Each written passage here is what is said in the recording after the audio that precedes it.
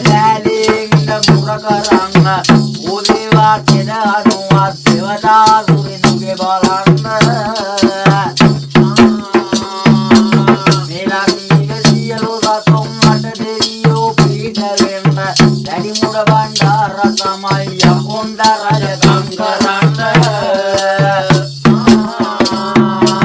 දවුලා බැරි කුඩිය රැගෙන අතුර යුදන කැඩුවා එන්න වෙවුලා ගිරින ලල් සලි